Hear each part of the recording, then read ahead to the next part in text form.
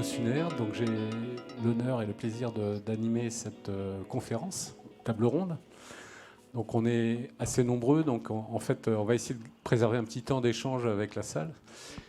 On va en fait échanger autour de pratiques dans les parcs de loisirs. Alors Pascal Joran qui est dans la salle, c'est un peu lui qui est à l'origine de cette rencontre. Attends, on va fermer, est-ce qu'il fait frais là? Ça sentait le four en arrivant là. Attends, ça va. Avec l'idée qu'il y avait des besoins communs aussi en termes de métiers, d'évolution des métiers. En fait, les parcs de loisirs, alors je ne sais pas si mes stats sont précises, mais c'est le premier employeur d'intermittents du spectacle. Pas très présent en fait au JTSE. Pour certains, ils découvrent ce salon qui est pourtant en lien avec évidemment ces métiers. Donc l'idée, c'est peut-être d'inaugurer une collaboration fructueuse et de créer des passerelles. En tout cas, ce qu'on voulait aujourd'hui, c'est peut-être aussi montrer les spécificités des approches de la scénographie dans ces parcs, avec les contraintes d'exploitation particulières qui sont celles qu'on peut connaître, hein, de H24, la maintenance, des rotations importantes. Et puis aussi, ce que j'avais identifié, notamment à Puy du Fou, plus particulièrement, c'est la capacité à aller explorer des technologies qui sont plutôt issues du monde industriel. Donc, défricher peut-être des pratiques qui basculeront dans les approches plus courantes du spectacle vivant à terme. Donc, on va essayer de pointer justement les spécificités de vos métiers, de vos pratiques. Et on va démarrer tout de suite avec le parc Astérix, donc avec Kevin, là-bas, Kevin et Yannick Letter, qui est un prestataire. Hein, donc, donc, Kevin va se présenter au parc Astérix, et Yannick qui vient de Belgique, c'est ça? Voilà, très bien. Et donc il y a une contrainte de départ pour repartir. C'est vous qui devez repartir à 16h15. Hein, voilà. Ok, donc je vais charger la diapo. Je vais faire aussi la régie aujourd'hui. Du coup, bonjour à tous. Donc aujourd'hui, nous, on va vous présenter le Tombeau des Dieux, qui est la nouvelle maison hantée du parc Astérix, qui a ouvert cette année au mois d'octobre. Donc il faut savoir qu'on a un produit qui est un petit peu différent du reste des spectacles de parc, puisque c'est un produit qui n'ouvre que 4 week-ends et puis 15 jours d'affilée. Ce produit donc n'ouvre pas toute la saison, il ouvre uniquement sur la période d'Halloween. Donc ça c'est simplement nous deux intervenants. Donc moi je me présente, je m'appelle Kevin Blandina, donc je suis responsable d'exploitation des spectacles du parc Astérix et j'ai travaillé avec Yannick et FX3 du coup sur ce projet. Yannick a réalisé toute la partie décoration, intégration lumière, son et on a passé la mise en scène en interne. Donc voilà, c'est un projet qui a pris très peu de temps en fait parce qu'on a eu la validation de ce projet en mars 2023 pour une ouverture au 30 septembre. Donc c'est vraiment un projet extrêmement court. Ça a été un vrai challenge parce que le bâtiment dans lequel on a inscrit cette maison hantée, il est neuf et on l'a reçu je pense, fin août. Donc pareil, Yannick a eu un peu moins d'un mois pour construire l'ensemble des décors et nous fournir le matériel adéquat. Est-ce que tu as quelque chose à rajouter, Yannick, là-dessus ? Bonjour à tous, donc je suis Yannick de la société FX3 et donc comme Kevin a dit, on a collaboré ensemble pour réaliser cette maison hantée. Kevin nous a chargé donc de réaliser en partie la scénographie avec eux et de trouver les solutions à la fois techniques pour la scénographie et pour tout ce qui est son et lumière et effets spéciaux. Effectivement, on a mis très peu de temps pour réaliser ce projet. Ça a été très très chaud, mais on y est arrivé et c'était ça qui était le plus important en tout cas. Ouais.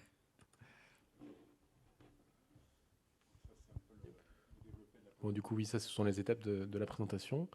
Donc, le briefing qu'on a reçu par la direction du parc Astérix, il était clair, c'était de dire... Alors, faut se situer un petit peu au parc Astérix. On a actuellement 4 maisons hantées, enfin, on avait 4 maisons hantées qui étaient déjà sur le parc Astérix, dont une maison hantée qui était déjà sur le thème de l'Égypte. Donc, la direction du parc Astérix nous a demandé, premièrement, de construire une nouvelle maison hantée dans un bâtiment qui était en dur, ce qui n'était pas le cas jusque-là, parce qu'on n'avait que des tentes événementielles, et deuxièmement, de reprendre un thème égyptien, mais qui soit différent du produit, ce que nous on appelle MH3, donc une maison avec des momies, des gardiens de musée, etc. Donc on est parti sur une histoire complètement différente. où du coup on va rencontrer plusieurs dieux égyptiens et on va vivre cette espèce de jugement de la mort. On est parti en fait simplement de cette histoire de la plume qui est pesée par la balance funeste.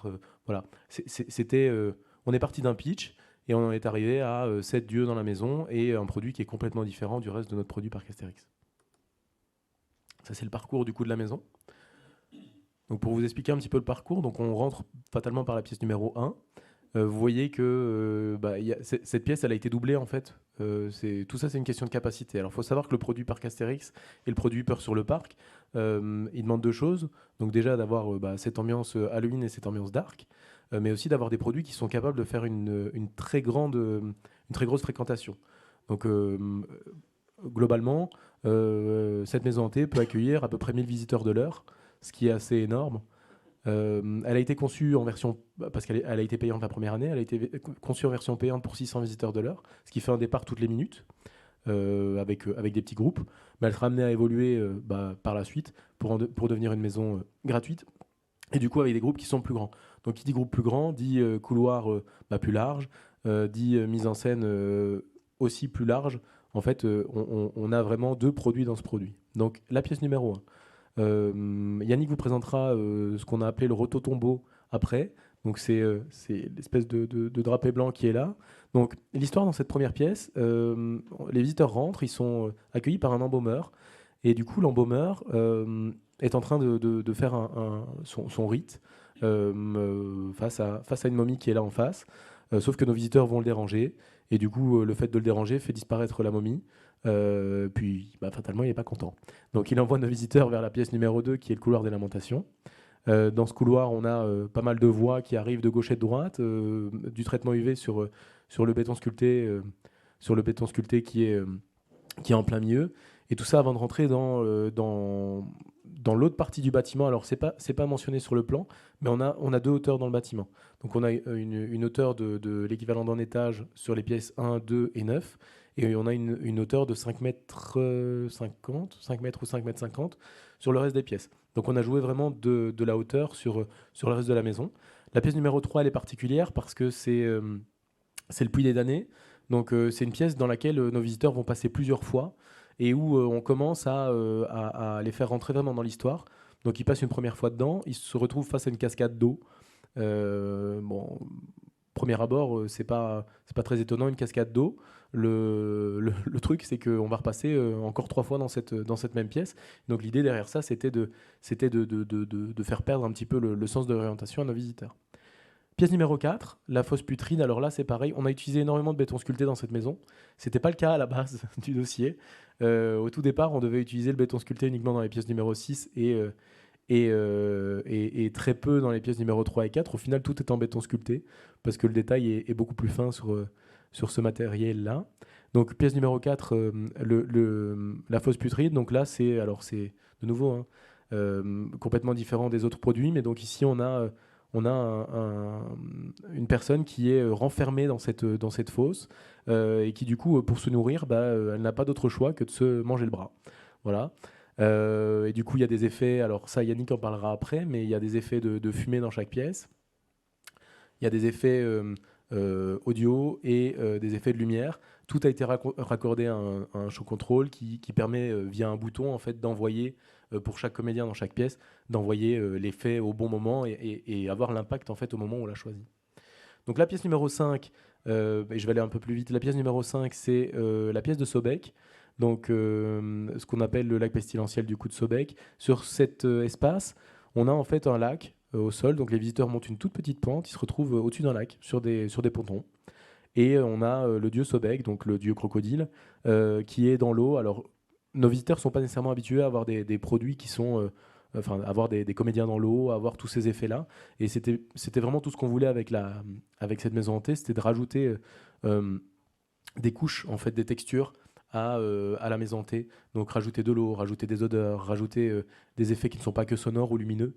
Donc voilà, donc dans cette pièce, on a Sobek qui est un crocodile et qui est couché à la base dans l'eau et qui du coup se relève avec de nouveau un scarbutton.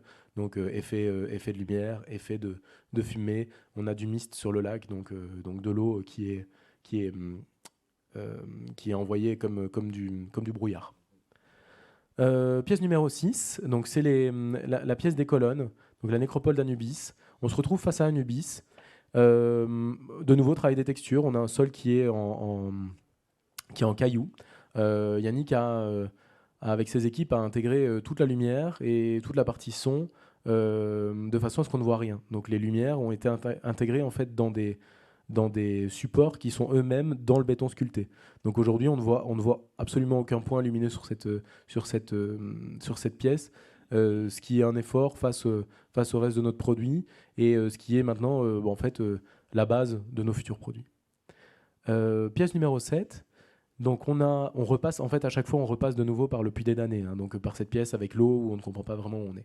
Donc le puits des damnés, pareil, on travaille sur le sol, on a mis du sable au sol, on a mis des ventilateurs dans les coins des pièces, il y a de l'orage en fait dans cette pièce, on se retrouve dans le cyclone de 7, dans un cyclone, fatalement.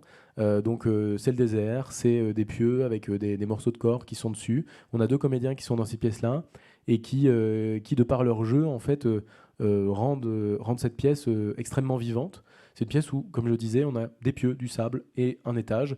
Aujourd'hui, on a 2 comédiens dedans et en passant dedans, on a l'impression d'en avoir 10 parce que l'espace a été bien conçu et que pour le coup, il permet aujourd'hui de toucher vraiment tout le monde.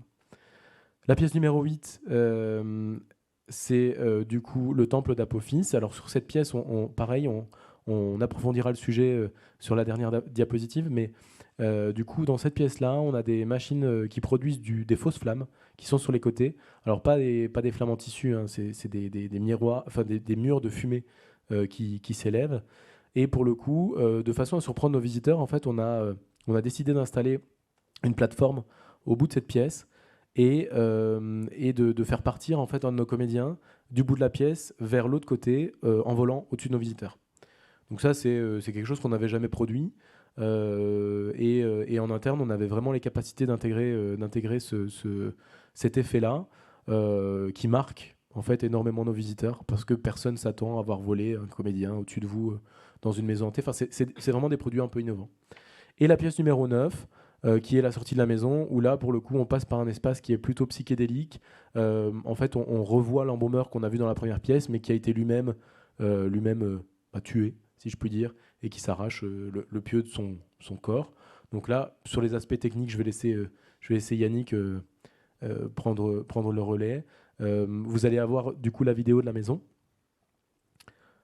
que je vais pouvoir vous commenter en même temps. Donc, alors le visuel donc en 3D, il est à 99% le vrai visuel de la maison. Donc ça, c'est la première pièce où on a la fameuse disparition de la momie. Alors seuls les comédiens en fait qui sont représentés sur le visuel ne sont pas les bons costumes parce que fatalement on n'a pas poussé le truc aussi loin. Pareil pour nous, c'est une première de mettre les éléments en 3D. Donc ça, c'est le couloir des lamentations avec ces effets qui sont beaucoup plus vivants en vrai.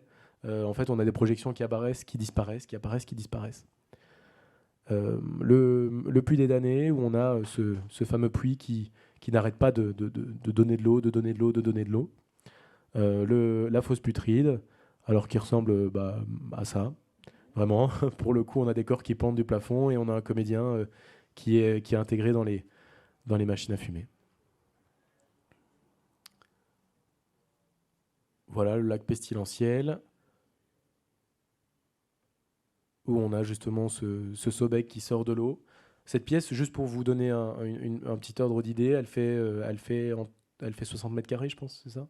Elle fait 60 mètres carrés, du coup. Donc c'est déjà un bel espace. L'idée dans cette pièce, c'était de ne pas faire voir du tout le plafond à nos visiteurs et d'avoir une impression d'être en pleine nuit, quoi. Voilà. Associé à cet écran un peu de fumée. Donc là, on a Anubis qui est prêt à se reprendre. Toutes ces lianes qui entourent des personnes qui sont entre cette vie et cette mort, en fait. Et fatalement, dans les 3 props, on en a un qui est vrai. Donc on a volontairement avancé, mis en vitesse accélérée la vidéo parce que en fait, le tracé de la maison fait aujourd'hui 7 minutes. 7 minutes, c'est très long. Donc voilà, le cyclone de 7, qui a le même rendu. C'est un rendu qui est... Alors, on a un peu moins de flash dedans, mais l'idée, c'était de se perdre dans ces piliers de bois.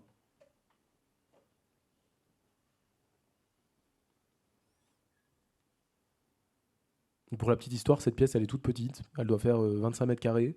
On ne savait pas quoi mettre dedans. Et au final, c'est peut-être celle qui fonctionne le mieux. Parce que pour le coup, on l'a sortie, on l'a pondue comme ça autour d'une table. C'est vraiment ça.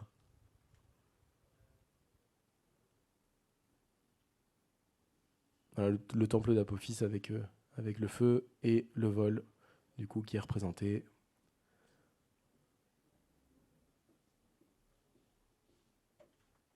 Et puis ce dernier couloir qui est traité en fait UV avec des miroirs et énormément de colonnes. Et on arrive sur la fin de la maison. Je vais laisser la parole à Yannick pour nous présenter le rototombeau.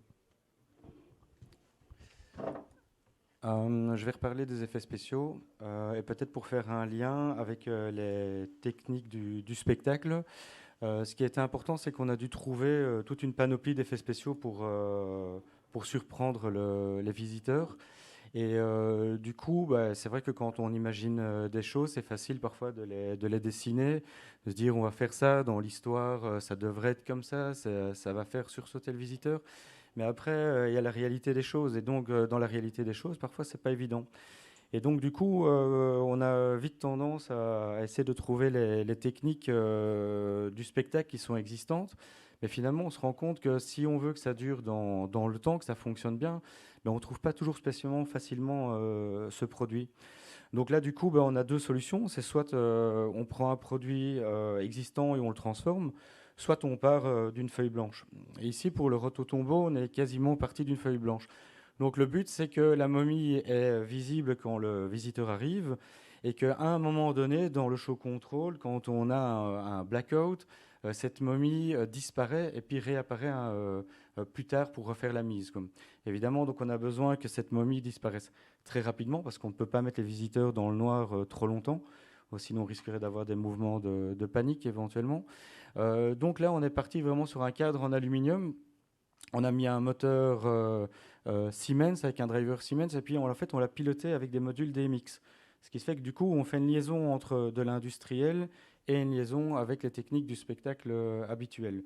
Donc on a cherché le module qui était le plus adéquat, qui en fait peut nous donner des contacts secs grâce au DMX. C'est-à-dire qu'on a piloté tout l'ensemble du show control via une grande EMA pour tout encoder. On a tout mis dans le show control et ça nous permet de pouvoir piloter ça de la meilleure manière qu'on voulait. Donc ça, c'était pour le rototombeau. On a évidemment eu des difficultés techniques sur le poids parce que les décorateurs voulaient que la momie soit plus conséquente. Nous, on se disait ça va être compliqué, mais faut finir, on y est arrivé. Et on a eu zéro panne, en tout cas sur toute l'exploitation. Parce qu'il faut se dire que, comme Kevin disait tout à l'heure, on a une capacité entre 600 et 1000 personnes à l'heure. Sur toute cette exploitation-là, ça fait beaucoup. Et donc, on n'a pas eu de raté, en tout cas. Donc, d'où l'importance de trouver des bons produits qui peuvent fonctionner dans ce domaine-là. Alors, pour les autres effets spéciaux, tout était un jeu d'intégration. Et donc, j'ai envie de dire que la facilité, c'est comme on fait de la décoration et des effets spéciaux, on peut arriver à faire que ce soit un petit peu plus facile. C'est un peu comme l'électricien dans le bâtiment. Si le plaquiste n'est pas là au bon moment, c'est compliqué. Donc c'était un petit peu plus facile ici. Pour la fosse putride, on a essayé de trouver une machine à fumer qui pouvait à la fois s'intégrer donc dans le béton sculpté, fonctionner en continu, mais sans qu'elle puisse enfumer tout le bâtiment. Sinon, on se retrouve avec quelque chose qui est vraiment pollué, où l'effet n'est plus adéquat. Donc là, on a dû faire aussi des recherches donc, de liquide, des recherches de techniques de comment on pouvait intégrer l'ensemble. À ça, on a rajouté des machines à odeur pour donner encore un côté un peu plus réel. Donc de nouveau, des recherches, etc., des recherches sur les odeurs, pour pas que ce soit non plus une catastrophe, que ça pollue toute l'ensemble de la pièce. Alors là, ce sont les techniques donc, de béton sculpté. Pour être honnête, en fait, vu les contraintes techniques qu'il y avait, à la base, on était parti sur des techniques de polystyrène, de polyuréthane, mais c'était compliqué pour les normes incendie, parce que ça, c'est aussi vraiment un vrai challenge de pouvoir arriver à faire en sorte que les pompiers et les commissions de sécurité soient d'accord et raccord avec nous pour pouvoir ouvrir. Donc ici, très vite, en fait, on s'est tourné vers le béton sculpté. C'était une technique qu'on n'avait pas spécialement travaillée avant. Mais on s'est lancé dedans et en fait, on l'a découvert par nous-mêmes et on s'est rendu compte qu'on pouvait vraiment intégrer beaucoup de choses. Donc, de nouveau, c'est une technique industrielle qui a fait sa place, on va dire, dans le spectacle. Alors là, c'est pour le vol, je vais te repasser. Du coup, donc sur la dernière pièce du vol, on voit sur l'image les deux chariots. Donc, il faut savoir que les deux chariots sont capables de supporter chacun une tonne. Le premier chariot, celui qu'on voit sur la seconde image au bout, c'est le chariot du comédien, et le deuxième chariot, il s'agit du chariot en fait du régisseur qui peut être amené à effectuer un sauvetage en fait de notre comédien. Donc, en cas de malaise, en cas de problème technique, le vol qui reste en plein milieu du passage, ce qui n'est pas arrivé, rassurons-nous. Le second chariot est là justement pour pallier à ces petits problèmes qui peuvent arriver. Et la vidéo après, en fait, bon, c'est pas grave, je vais vous la commenter du coup. Donc on voit le comédien ici qui a son harnais sous une partie de son costume. Donc c'est un harnais en fait d'escalade qui est rembourré sur les côtés. Alors ça a été une vraie recherche l'harnais parce que en fait on a commencé avec un harnais qui ne convenait pas. On en a repris 3 autres, des différents à chaque fois, et on est arrivé à la fin avec un produit qui correspond vraiment aux besoins. Donc on le voit ici qui sort les 2 attaches qui sont latérales. Il n'est pas raccordé directement au système, lui. Le système se met sur l'équivalent d'un cintre qui est dans son dos. Voilà, là on le voit. Et c'est du coup le régisseur qui est dans la maison et qui est lui aussi cintrier qui s'occupe à chaque fois de son ancrage. Voilà, ça c'est comment faire descendre notre personne. Donc là on voit qu'elle part, elle, sur son chariot.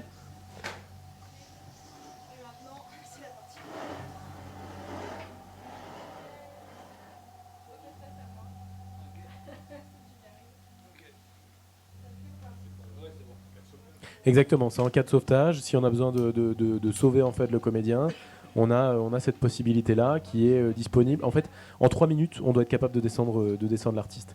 Donc ici, on voit qu'elle va l'accrocher en fait à l'avant. Donc elle retire, elle commence par l'accrocher sur la position qui est à l'avant, puis elle décroche les 2 côtés. En fait, c'est très simple, hein, elle décroche du coup ces 2 côtés et puis descend sur une garde supplémentaire. Elle repart derrière, mais tout ce système-là, pareil, on a conçu le système de vol à la base et un peu dans la vitesse et la précipitation, on n'avait pas conçu en fait le système de sécurité et de secours qui va derrière. Et c'est Emilien, notre régie de production, qui nous a mis ce système-là en place et qui correspond vraiment en fait aux besoins aujourd'hui. Comme je le disais dès le départ, on n'a jamais utilisé ce système-là, mais quand bien même à un moment on doit l'utiliser une fois, au moins il est en place et on se doit de sécuriser nos comédiens fatalement au maximum. Voilà, là on le voit, qu'il va descendre à la guinde. Et donc à chaque fois que si ça se passe en fait, on a de toute façon déjà le régisseur qui est en haut et un pompier qui attend en bas pour s'occuper de la victime. Donc voilà.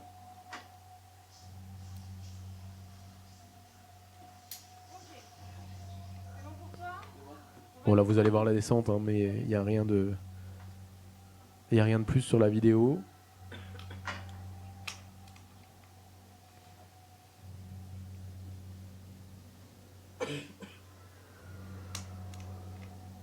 Ça vous permet de voir les éléments de décor aussi qui sont derrière, par la même occasion.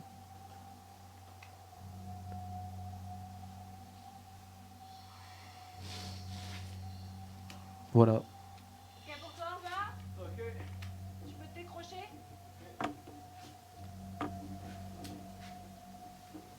T'as assez de mou? C'est bon, ok, nickel. Et là? À moi. C'était du coup la fin de notre présentation. Donc voilà. Ouais, le sauvetage, ouais.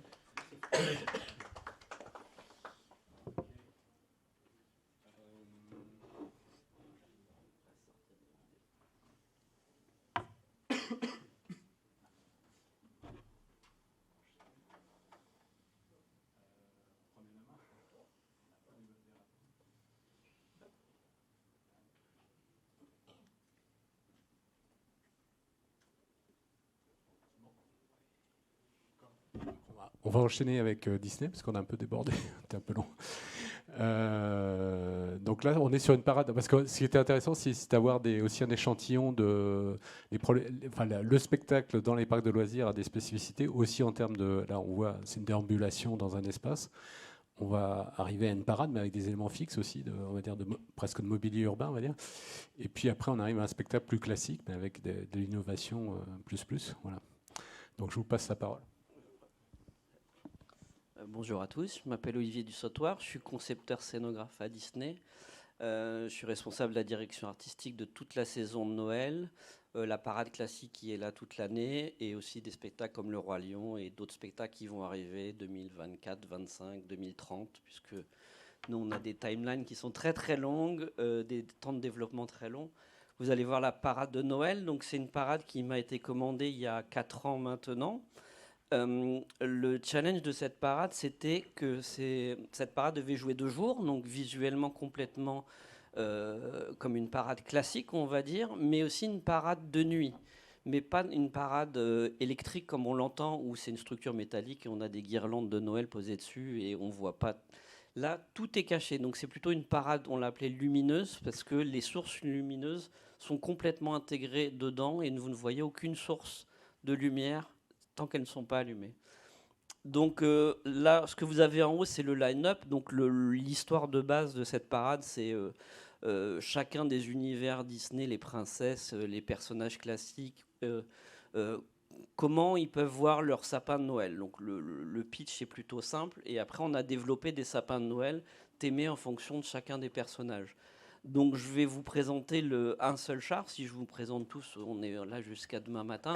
Donc je me suis focalisé sur le char du Père Noël, donc le char final, qui est une pièce maîtresse du spectacle.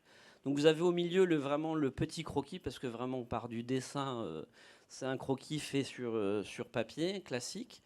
Après, sur la gauche, vous avez un développement un peu plus technique où on a déjà appréhendé les volumes qu'on allait mettre à l'intérieur.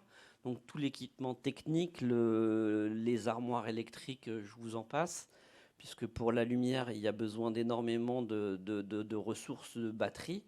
La nouveauté de cette parade aussi, c'est qu'avant, on était sur des chars avec des batteries de camions à l'acide. Là, on est sur des chars au lithium. Et on a changé aussi le châssis des chars, puisque avant, on avait un char, on va dire la base, l'unité motrice, qui était plutôt rectangulaire, et on mettait nos équipements à l'intérieur. Là, on l'a conçu d'une façon un peu différente. On a une colonne vertébrale, on a les deux unités motrices, les châssis, et après, on glisse nos équipements. Ce qui permet, vous voyez la vue de dessus, ce qui permet de ne pas avoir un char complètement rectangulaire, d'avoir des formes un petit peu organiques, et ce n'est pas juste une remorque avec des roues. Donc là, vous voyez tout le développement qui est à l'intérieur. Donc ça, c'est la partie, ce qu'on appelle chez nous technico-artistique. Donc on part du dessin, mais on commence à faire des volumes en 3D. Donc moi, je modélise tout sur un logiciel ZBrush. Et j'envoie la technique qui glisse, qui tire des fers, et il me renvoie. Et on fait beaucoup d'allers-retours comme ça. Vous avez la structure principale. Et la structure secondaire, c'est là où on vient plaquer nos décors et nos coques décoratives qui sont toutes faites en résine. Dessus. Donc l'avantage de la 3D, c'est que la structure secondaire vient se rapprocher très très près de nos décos. Donc on a vraiment quelque chose qui est vraiment, c'est l'os et la peau qui est collé dessus. Donc le grand défi de ce char, là vous voyez, c'est en construction. En haut à gauche, vous voyez le traîneau du Père Noël. C'est toute la partie ossature. Et après, vous avez les parties de résine. Ben, voilà, on voit très bien que les structures se collent complètement à la résine, ce qu'on ne pouvait pas faire avant sans la 3D. On ne pouvait pas être aussi précis dans la fabrication, c'est-à-dire que quand je leur donne le fichier 3D, c'est un fichier d'exécution. C'est pas un fichier, il y a les fraiseuses 5 axes ou 7 axes qui fabriquent la coque en résine. Alors, soit on fait en négatif et on plaque la résine dedans et on casse le moule, soit on fait de la sculpture en positif et on va mettre la résine dessus. Et un peu comme au parc Astérix, là vous avez le Père Noël qui est situé dessus. Et le rond que vous voyez là-haut, bah, en fait, on enlève le couvercle et c'est pareil, le Père Noël, si jamais il s'évanouit, on a un crochet d'attelage pour les pompiers et qui peut supporter 2 tonnes, je crois. Et on a simulé de la même façon, si jamais le performeur devait s'évanouir, on peut l'évacuer avec un baquet, etc., etc. Tout est prévu. Dès qu'on a des personnages qui sont en hauteur, Déjà, on a des échelles qui viennent pour ce qu'on appelle le loading pour les mettre dedans, mais on a plein de systèmes de sécurité cachés un peu partout. Et puis vous voyez en bas à gauche, voilà toutes les intégrations lumière. Et l'intégration audio, ce que vous voyez, les petits trous ici, c'est les enceintes qui sont cachées à l'intérieur. Tout est caché. Et il a fallu penser non seulement d'intégrer la lumière, mais aussi comment la maintenir. Donc sur chaque char, utiliser à peu près la même typologie de lumière pour que dans la maintenance n'ait pas un kit de milliers de lumières différentes pour différents chars. Même si c'est des sociétés différentes qui fabriquent les chars, on a essayé d'avoir la même typologie, mais aussi la maintenance, puisque chez nous c'est très très important. Donc si on doit changer un produit, on n'a pas une lumière qui est intégrée et on ne peut plus sortir. Donc il y a des trappes soit par la face, soit des trappes par l'intérieur, puisqu'à l'intérieur, il y a une forêt de tiroirs qui sont aussi très très bien cachés pour pouvoir maintenir tout ça en place. Après, je pense qu'on peut peut-être passer à la... Et voilà, vous avez le rendu final du char. Donc il y a énormément d'intégration lumière, comme vous le voyez, puisque on a l'impression qu'ils sont éclairés par eux-mêmes, mais vous voyez quasiment aucune source de lumière, ou alors c'est volontaire. C'est des globes lumineux, mais même les globes lumineux blancs que vous voyez sur la base verte, ils sont nacrés avec des encres de sérigraphie. Donc de jour, quand ils sont éteints, vous ne voyez absolument pas la source. Mais de nuit, on peut changer complètement les lumières et y avoir quasiment tout le spectre lumineux pour cette parade. Voilà. Et le défi aussi, c'était le globe. Ouais, juste à l'arrière, en fait, on a une réplique du sapin de Noël, le vrai sapin qu'il y a dans le parc, mais il a fallu en polycarbonate thermoformer les 5 parties du globe. Donc ça, c'était un grand défi avec la société After. On a réussi à faire quelque chose du sur-mesure et le résultat est incroyable. Et ça fait maintenant 3 ans que ça tourne et on n'a aucun souci. Voilà. Sur les lumières, il y a de la gradation. Enfin, Tout est en LED et tout est programmable. Et aussi, chaque char a un système bubble. Donc en fait, ils ont chacun leur musique principale, mais il y a aussi une musique générique qui tourne sur les pôles audio. Et tout est programmé aussi en DMX. Donc on peut faire ce qu'on veut. Et on a des showstops. La parade ne fait pas que défiler, il s'arrête. Et donc il y a une programmation spéciale pour les points d'arrêt et quand ça roule. Donc voilà. Voilà, donc on a eu 3 ans de développement sur cette parade. Voilà. Je vous remercie. Après le balisage, c'est ça? C'est là où tu interviens? Oui, d'accord. Ok, pardon. Non, parce qu'on parlait de technologie et pour des choses qui paraissent simples, finalement c'est beaucoup plus technologique qu'on peut l'imaginer. Voilà, c'est pour ça que j'ai proposé de montrer ça. Yves Ollier, je suis le directeur artistique pour spectacle et manager du bureau d'études de scénographie. Et donc pour le 30e anniversaire, on a eu 2 spectacles. On avait un spectacle de jour et un spectacle de nuit avec des drones, ce qui était une innovation pour Disney parce que jusqu'à présent, aucun parc Disney n'avait fait de spectacle avec des drones, donc on était les premiers. Et pour le jour, j'avais un défi, c'était de trouver quelque chose pour symboliser l'anniversaire, les 30 ans du parc. Et donc j'ai proposé de faire une trentaine de personnages en mobile, réinterprétés. Ce qui était aussi un défi parce que Disney est assez conservateur sur ses personnages. Et donc de les triturer, d'en faire quelque chose d'autre, voilà, c'était pas évident. Et finalement, ça a eu un accueil plutôt favorable pour ça. Et donc, on peut passer. Donc là c'est l'idée sur la place du château. On voyait tous les jardins qui ont été faits. Donc il y a 10 jardins féeriques. Et donc là, on voit un des jardins, le jardin des princesses, donc qui est une interprétation, comme je vous le disais auparavant. Voilà, on peut reconnaître Blanche-Neige, on peut reconnaître peut-être Cendrillon pour certains. Mais en même temps, il y avait un côté aussi ludique de jeu, de savoir qui c'était, voilà, donc dans le parcours. Et donc, il y a aussi un travail avec les paysagistes qui a été fait de plantes, de matières, voilà. Puis un entretien sur les 4 saisons avec des variations justement sur les couleurs de ces parterres. Pour les personnages, chaque caractère, finalement, paraissent bon, de manière assez classique, entre guillemets, mais en fait, on a utilisé pour la première fois l'impression 3D, entre autres le frittage, énormément. Et donc, c'était un peu un inconnu pour les ateliers avec qui on a travaillé. Et on ne savait pas dans la durée comment ça allait se comporter. Et en fait, ça s'est très bien passé. On a trouvé des techniques pour justement protéger ces fritages. Donc là, auparavant, vous avez vu tous ces mobiles qui étaient en 3D. Et là, vous voyez les réalisations. En fait, toutes les modélisations ont servi donc à la construction aussi en fritage de ces personnages. Donc là, voici un exemple d'un des... Ah, c'est celle-là qui passe pas, d'accord. Bon. Donc on passe d'une version 3D à une version donc en réel. Et grâce à ces... Oui, c'est après. Ce qui permet en sculpture, c'est assez complexe et assez long à réaliser. Et grâce au frittage, on peut arriver à avoir quelque chose qui rapidement ressemble au visuel d'avant.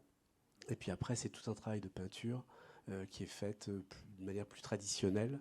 Et ça a été reproduit sur quasiment tous les personnages, les 30 mobiles qu'on a pu faire sur le parc.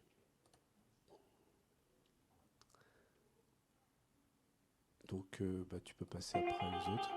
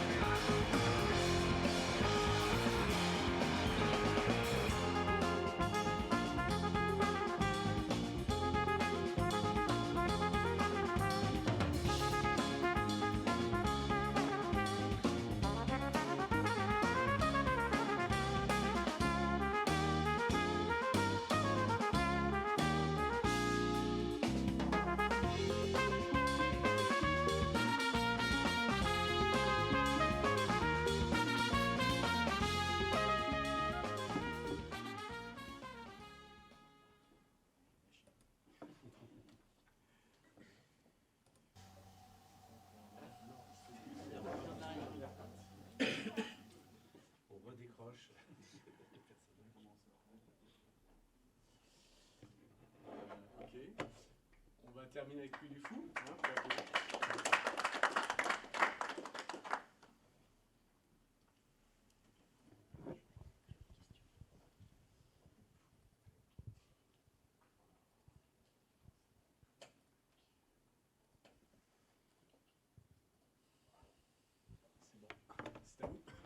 Très bien.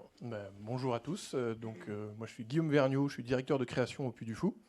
Donc, je coordonne toute la mise en place des nouveaux spectacles, les animations, les restaurants, etc.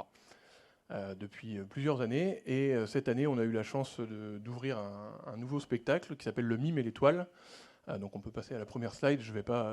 On passe le sommaire également. Je vais essayer d'aller assez vite. Je ne vais pas vous lire tout le texte, mais en gros, notre spectacle, parce qu'on est une grande fresque historique, on a été explorer une nouvelle époque, donc qui est les débuts du cinéma au début du XXe siècle, avec des grands noms comme les Frères Lumière, Georges Méliès, etc. Donc on a fait tout un spectacle qui parle de ça, avec deux acteurs que sont Mimosa et Garance.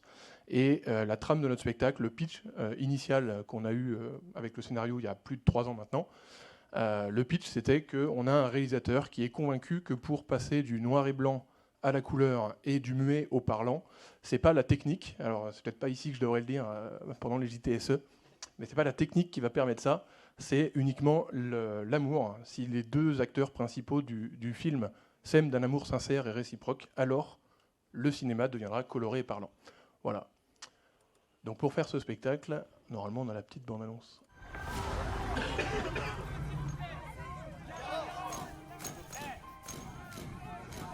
C'est ici que je la vis. Pour la première fois. L'étoile au prénom de braise.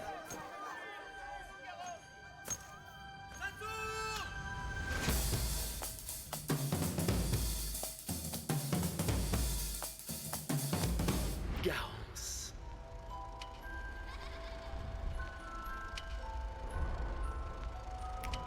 Silence sur le plateau. Moteur. Et action.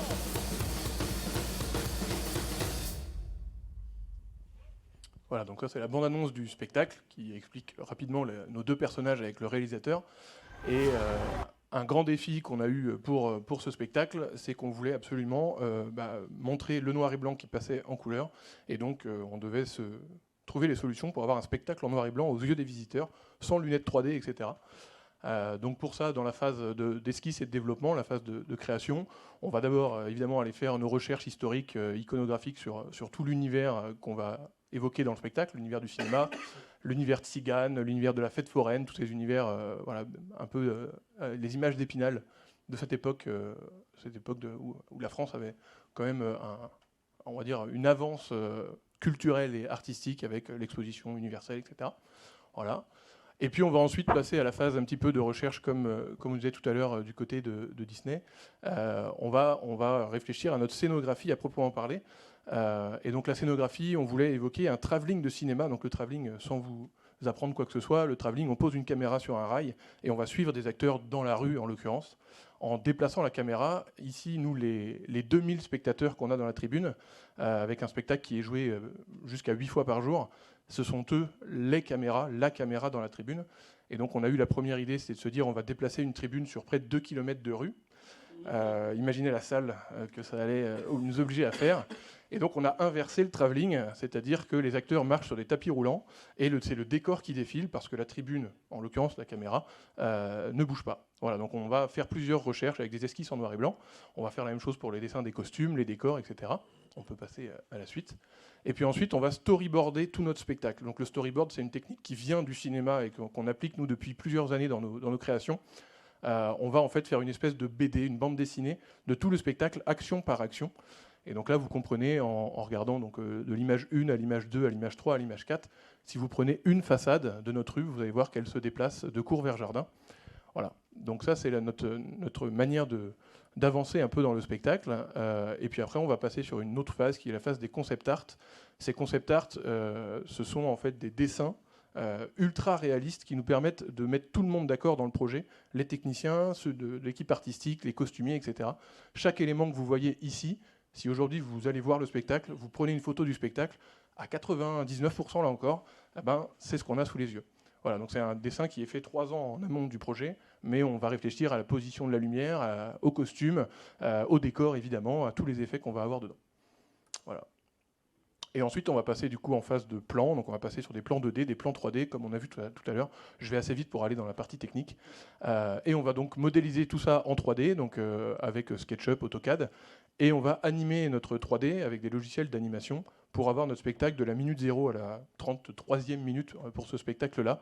On va en faire un espèce de jeu vidéo dans lequel on va faire tout déplacer, nos acteurs, nos machineries, nos effets spéciaux, pour pouvoir composer la musique, pour que l'équipe technique, je vais passer la parole à Simon juste après, puisse réaliser tous nos désirs les plus fous du côté artistique. Voilà. J'ai une petite question là-dessus, parce que par rapport à tout à l'heure, Astérix, là, vous utilisez des moteurs de jeu pour ces visualisations. Qu'est-ce que vous utilisez? Alors, on utilise le logiciel Blender, c'est un logiciel de 3D qui est open source.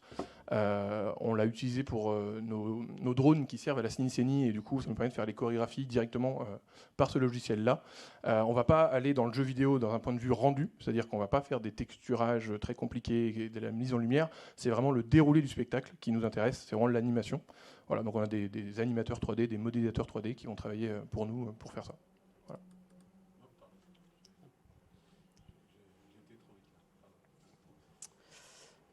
Donc je me présente, Simon Brunet.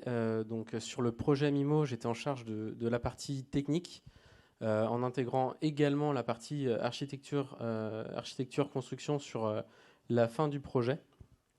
Donc effectivement, au début du projet, quand on reçoit les intentions artistiques, scénarios et quelques esquisses de la partie conception artistique, il faut rapidement se mettre en ordre de marche pour fournir tous les éléments sur le bâtiment et sur la technique pour répondre aux intentions. Donc là, on avait énormément de défis techniques à relever pour atteindre le souhait artistique. Et donc ça commence par la conception du bâtiment pour intégrer ce que nous on a appelé le travelling, la machinerie qui permet de faire bouger l'ensemble des décors du spectacle. Donc là on est sur un bâtiment à un peu plus de 3800 m² qui peut accueillir 200 visiteurs, 2000 visiteurs, pardon, effectivement. Et donc, on a, dès les fondations du bâtiment, déterminé l'ensemble des fosses techniques pour accueillir les machineries, en prévoyant aussi les accès de maintenance, tous ces éléments-là. Voilà, on peut passer. Un petit clic supplémentaire pour la vidéo. Donc dans les différents défis techniques, un des gros postes, c'était les machineries, en commençant par la machinerie que nous on a appelée travelling, qui est un travelling inversé. Donc c'est la machinerie qui permet de faire bouger l'ensemble des décors. On fait bouger plus de 150 mètres de décor.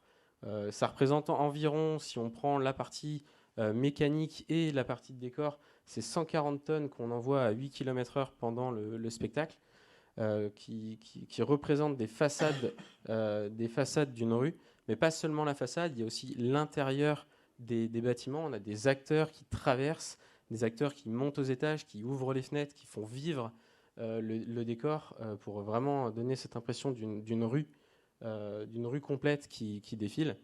Et donc ça met...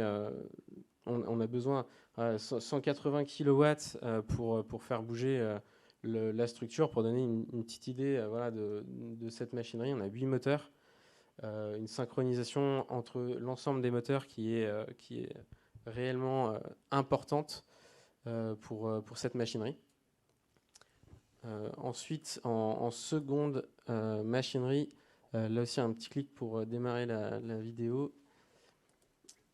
On a en fait, pour accompagner ce décor mobile, 2 tapis roulants qui se trouvent sur l'avant-scène, sur lesquels les acteurs circulent et qui vont permettre de suivre la vitesse du décor qui est derrière, pour que les acteurs qui marchent sur le tapis soient fixes par rapport à la tribune, mais accompagnent le mouvement des décors qui défilent.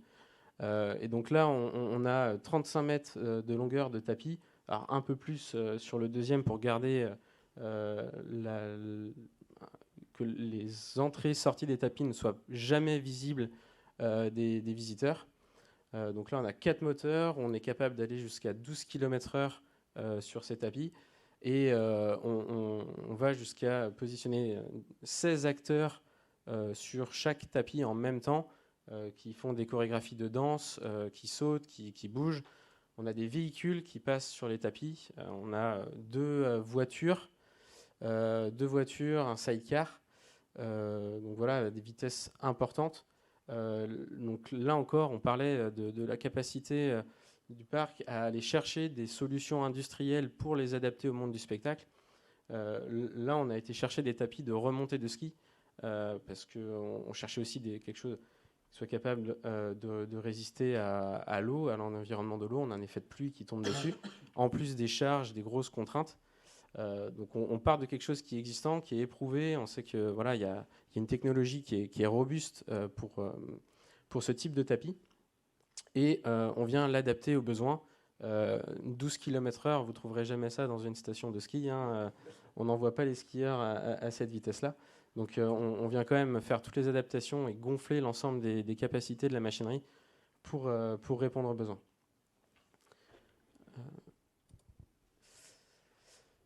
Et une dernière machinerie assez importante dans le spectacle, on a en fait le personnage principal qui est Mimosa, qui, pour séduire l'actrice Garance, va user de magie pour réussir à séduire, comme je disais, l'actrice et réussir à faire passer le film en couleur et en parlant.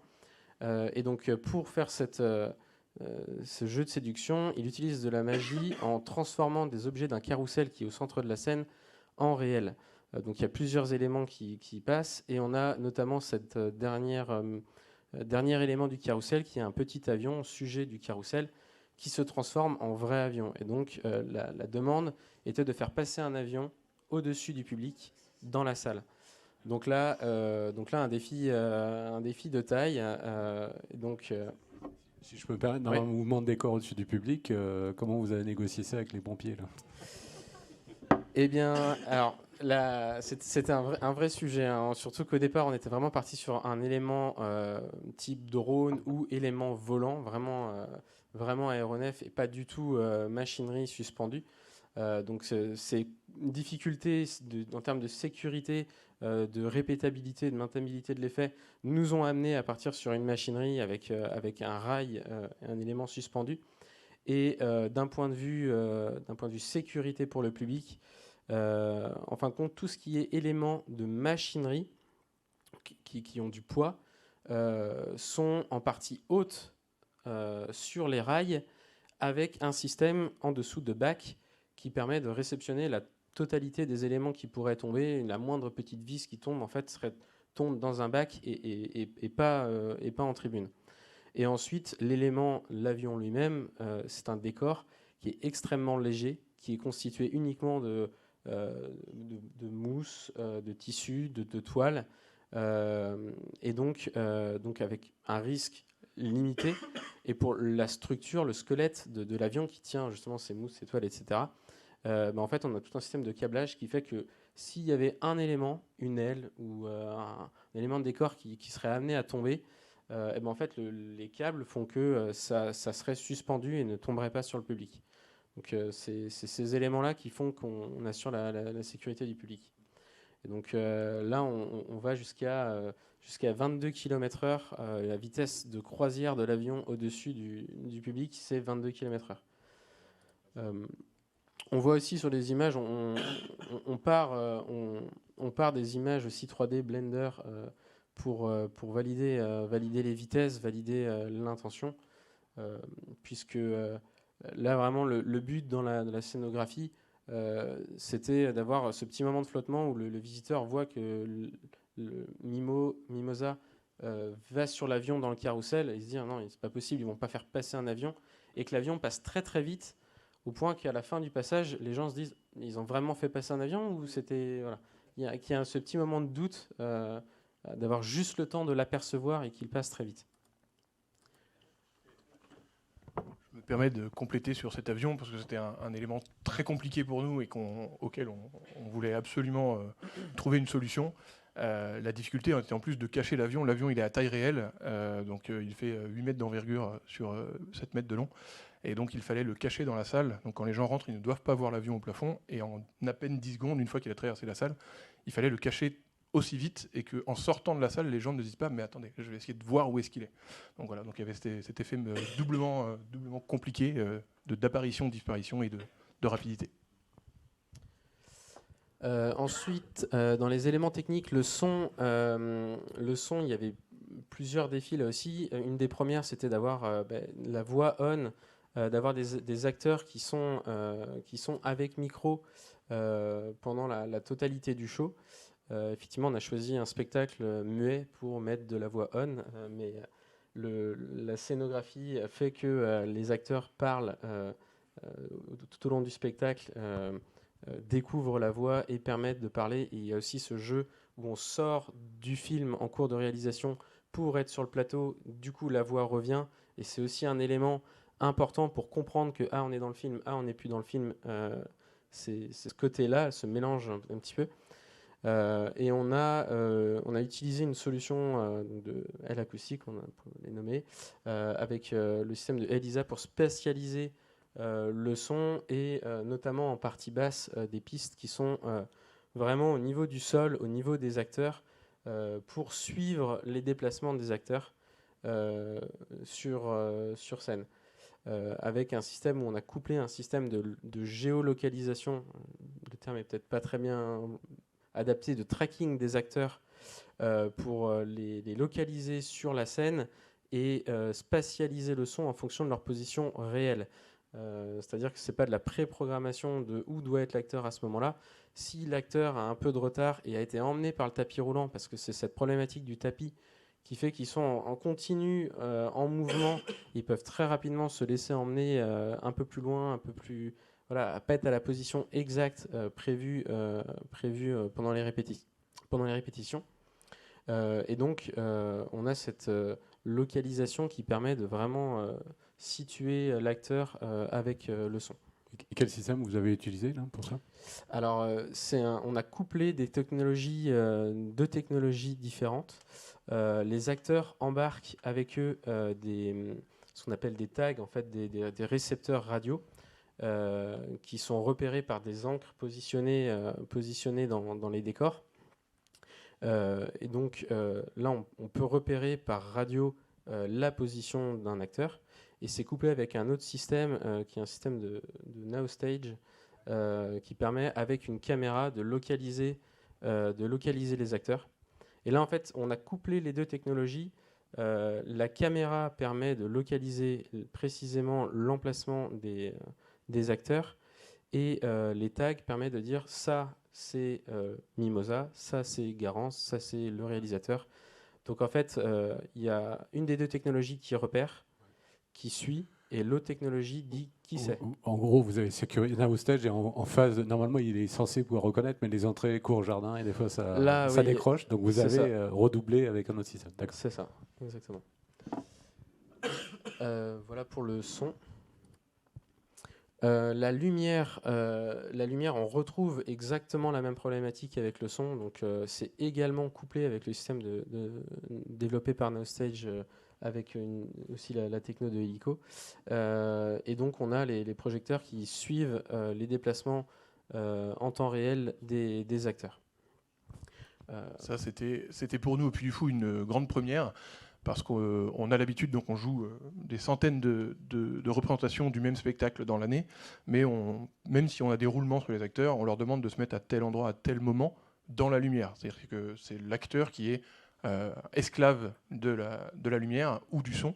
Et ici, justement, comme disait Simon, avec toute cette mobilité de décor, etc., du coup, on a dû faire l'inverse, c'est-à-dire que l'acteur est libre de ses mouvements, il respecte une mise en scène, mais du coup, c'est la technologie, c'est la technique qui doit s'adapter à lui. Voilà. Je reviens juste un tout petit peu aussi sur la lumière. Le très gros défi qu'il y a eu aussi, c'est la partie noir et blanc couleur.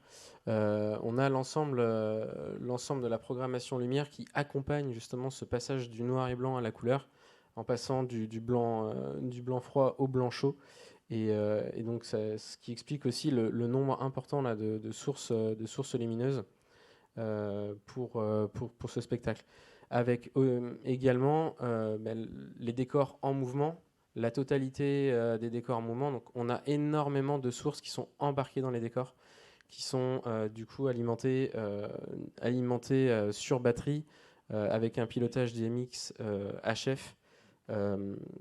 Voilà, donc gros sujet de tous ces éléments en mouvement. La partie vidéo qui est aussi une clé pour le passage du noir et blanc à la couleur, et avec deux difficultés qui se couplent sur ce spectacle. On a la partie vidéo mapping, mapper des décors, les décors de rue qui sont en relief, avec énormément de détails, avec des fenêtres qui ont voilà, les garde-corps aux fenêtres, qui ont les auvents à l'avant des boutiques, les portes, etc. Beaucoup, beaucoup de relief assez fin qu'il faut mapper précisément, avec toutes les images. Et en plus de cela, on va bouger jusqu'à 8 km/h, la vitesse la plus rapide. Donc il faut que la vidéo puisse suivre ces mouvements et avec une détection, là aussi avec une position réelle, puisque s'il y a un problème technique sur la machinerie s'arrête ou de l'imprévu sur les mouvements, il ne faut pas que la vidéo continue de dérouler alors que la machinerie, elle s'est arrêtée. Donc on est vraiment en position réelle, là, sur codeur de la machinerie. Ensuite, toute la partie effets spéciaux, on en a beaucoup. Là, on a fait une vue assez large dans le spectacle. On a de l'effet, on a de la pluie, on a de la chute de feuilles pour la partie automne. On a des machines à fumer embarquées. Donc là, on voit l'image du sidecar, mais on en a aussi dans d'autres véhicules. On en a dans l'avion, on en a dans un camion, une voiture. Donc tout ça contrôlé par DMX aussi, DMX HF, ou par les acteurs quand ils ont la possibilité d'actionner en direct leur machine à fumer. Des artifices, alors c'est le nombre total pendant la saison, c'est pas sur un spectacle, hein, là, 1732 artifices, mais on a des artifices pyro. Des machines à neige, quick change, donc voilà, de la motorisation embarquée dans les décors mobiles, de la fumée lourde sous le carrousel, et puis un petit peu d'effet de feu dans le spectacle. Voilà.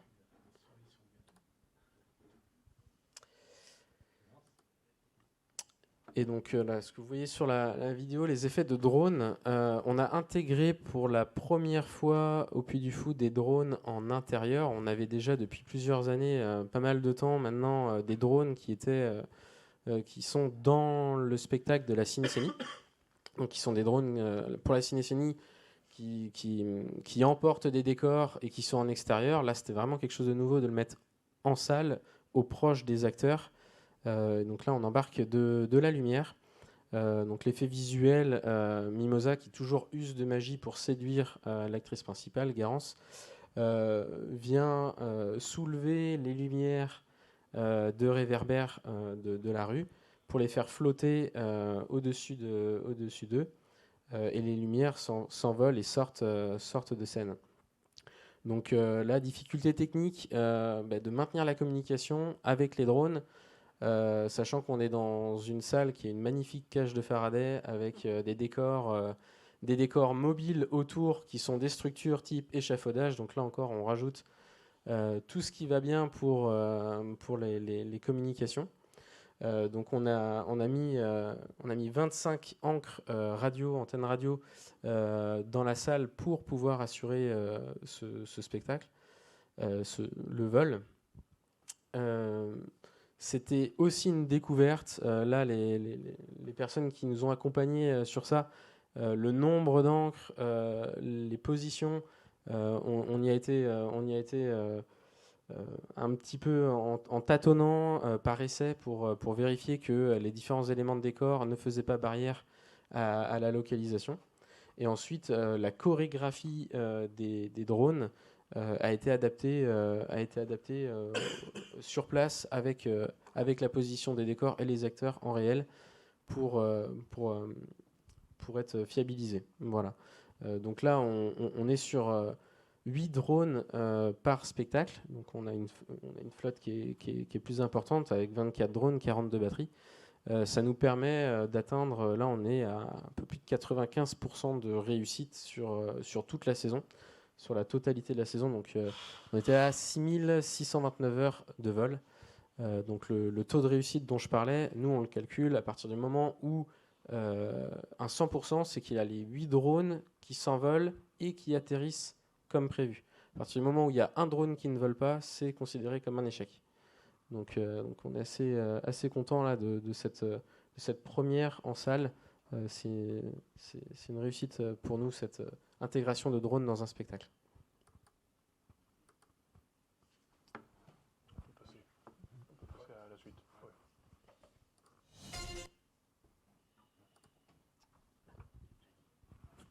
Ouais, on avait fait une petite explication de l'opération, c'est-à-dire une fois qu'on a livré le spectacle, on a eu un planning de projet qui a duré plus de 3 ans et demi entre la livraison du scénario et la livraison du spectacle.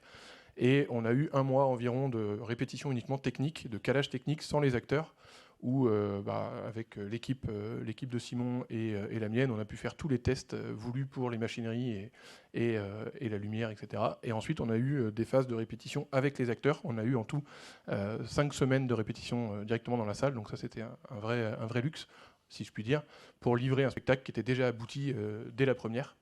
Voilà. Et comme je le disais donc sur la page d'après, je crois, voilà, pour faire le spectacle, on a 16 acteurs en scène, mais qui vont jouer en tout plus de 130 personnages, c'est-à-dire qu'ils vont faire 10 changements de costume dans le spectacle, ils vont faire plein d'allers-retours en coulisses, et ils ne vont jamais s'arrêter. Et à côté d'eux, on va avoir 4 techniciens, donc 2 en régie et 2 en plateau, qui vont s'occuper principalement des machineries et toute la partie technique. Une costumière qui est là pour aider certains acteurs à se changer, 2 aides-coulisses qui vont principalement manipuler les accessoires, et puis après la partie placeur, secouriste et responsable d'exploitation, plus du côté tribune. Voilà, donc c'est un spectacle qui demande une vraie coordination de toutes ces équipes, parce que vous l'avez compris, tout est en mouvement, donc c'est une vraie complexité. Voilà. Voilà, et puis ça, c'était un planning journalier pour les équipes. On a 2 castes en gros qui s'enchaînent pour faire 3 ou 4 spectacles chacun. Voilà, il y a 2 équipes. Voilà, quand je dis les castes, c'est 2 équipes qui s'enchaînent. Voilà. Voilà, et puis on a la satisfaction, la fierté d'avoir reçu plusieurs prix, et peut-être que c'est pas fini, on verra, sur ce spectacle, parce que c'est assez novateur. Il y a le noir et blanc, il y a les décors en mouvement qui sont assez exceptionnels. Enfin, je vous invite à venir le voir quand vous voudrez. Voilà. Je crois qu'on peut applaudir. Merci. Bon, il nous reste un petit peu de temps pour échanger, peut-être des précisions, des coups de projecteur, ou peut-être vous voulez réagir les uns les autres à ce qui a été présenté dans ce partage, parce que vous découvrez peut-être tous ces déploiements divers. J'avais une question pour le parc Astérix sur la maison hantée. Le bâtiment a été construit, vous avez dit le projet a commencé au mois de mars, donc le bâtiment a été construit en quelques mois seulement, c'est-à-dire tout plan, permis de construire, etc. En fait, je pense que c'est pas moi qui m'occupe de cette partie-là, mais le bâtiment était déjà prévu sur notre plan d'investissement. Seulement, la maison hantée devait arriver l'année suivante. Et en fait, on a pris un petit peu d'avance sur la construction parce que l'ensemble de la zone a été construite un petit peu plus vite que prévu. Et on s'est reposé la question du coup en mars de se dire est-ce qu'on y va, est-ce qu'on n'y va pas, en sachant qu'en mars, il n'y avait pas une pierre de posée, il n'y avait pas un trou, il n'y avait rien. Et de mémoire, mi-août, mi-juillet, il n'y avait pas encore de toit, pour vous dire. Donc c'était vraiment... c'était très challengeant. Très. Est-ce qu'il y a d'autres Oui. On peut passer le micro, là. Ça enregistre. C'est toujours pour le parc Astérix, comme c'est particulier, c'est fermé. Comment gérer la scénographie par rapport aux évacuations de personnes là, c'est des circuits bien définis. En fait, on travaille avec le service sécurité du parc qui nous donne le nombre de mètres linéaires qu'on a le droit d'avoir entre 2 sorties de secours. En fait, c'est pas plus compliqué que ça. Après, le parcours de cette maison hantée, il est à peu près similaire au parcours de la maison hantée précédente, c'est-à-dire qu'on a des sorties de secours, mais qui sont verrouillées et qui, par simplement un bouton vert à pousser, s'ouvrent directement pour le visiteur. Mais je pense que sur cette maison hantée-ci, on doit être à une sortie de secours tous les 20 mètres linéaires. Moi, j'ai envie de poser des questions par rapport à ce dernier spectacle. Il y a beaucoup d'innovations, mais en même temps, ça a rappelé l'expérimentation que j'avais vu, les tapis roulants ou les mouvements de décor utilisant des techniques issues des remontées de ski. Mais là, en fait, c'est le cumul de tout ça là, qui est vraiment impressionnant. Et comment on arrive à synchroniser à la fois... qu'est-ce qui gère en gros les tops, comment on arrive à articuler tout ça, quoi. Oui, alors on a un logiciel de show control, Medialon, qui permet de justement faire le métronome du spectacle. Et c'est ce logiciel qui vient envoyer chaque top et qui déclenche les effets, les éléments les uns après les autres. pour la partie machinerie, ça envoie des informations à des automates qui après envoient les séquences préprogrammées voilà, des différents Parce qu'il y a beaucoup d'asservissement, là, j'ai compris. Le mapping a servi au moteur, pas à pas, donc avec tout un retour d'informations aussi, et des risques de décalage, plus du tracking, ça fait beaucoup de choses. Oui, complètement. Cette partie réseau, elle est très importante. On a des réseaux dédiés. On a 3 réseaux dans la salle. Un réseau dédié à la partie machinerie, pour qu'ils communiquent entre eux. Un réseau pour le médialon, justement ce métronome du spectacle. Et un dernier réseau qui est dédié à la vidéo. Et pour caler les vidéos. Après, il y a des passerelles pour que les informations de la machinerie remontent à la vidéo, etc. etc. Mais oui, c'est un vrai challenge. Est-ce qu'il y a d'autres questions, réactions? Moi, je suis aussi impressionné par le peu de techniciens pour opérer. C'était une des contraintes de départ ou comment ça se passe dans ces cas-là? Alors pour nous, c'est déjà une grande nouveauté aussi parce qu'on a doublé l'effectif par spectacle. Ils sont passés de 2 à 4. Dans tous nos autres spectacles, on a un technicien plateau et un technicien régie seulement. Et pour ce spectacle-là, on a dit OK, on va s'autoriser à doubler parce qu'il y a beaucoup plus de machinerie. Et pourquoi est-ce qu'on fait ça? C'est parce qu'en fait, en termes de plateau, on a les acteurs qui sont pas uniquement acteurs, c'est-à-dire qu'en coulisses, c'est eux qui vont manipuler les décors, qui vont aller prendre tel élément de décor, qui va avoir peut-être une machinerie à l'intérieur et qui va allumer la machinerie, etc. Donc déjà, les acteurs nous permettent ça. Et puis la deuxième solution à cette coordination-là, c'est le show control, justement. C'est-à-dire que les techniciens en régie, je vais exagérer un petit peu, mais ne font que suivre le spectacle uniquement s'il y a un problème. Sinon, on peut lancer le spectacle et tout se déroule grâce au show control. Tout a été imaginé à l'avance. Voilà. On a très très peu de choses qui se font en live finalement. C'est pour ça. Je veux juste ajouter par rapport à ça, effectivement, les techniciens en plateau, ce qu'il faut savoir, c'est que c'est aussi eux qui gèrent la flotte de drones, qui mettent en place les drones et qui les récupèrent en plus de toute la partie machinerie, validation, etc. Et que ce soit les acteurs en coulisses ou les techniciens, ça court. Voilà, il y a vraiment un rythme pendant chaque spectacle qui est soutenu et le nombre de tâches à effectuer est effectivement important et on a un rythme voilà, il y a un spectacle en coulisses aussi à voir tous ces mouvements et tous ces déplacements. Ça joue plusieurs fois par jour? On peut aller jusqu'à 8 représentations par jour. Les techniciens aussi sont doublés? Oui. Non, les techniciens.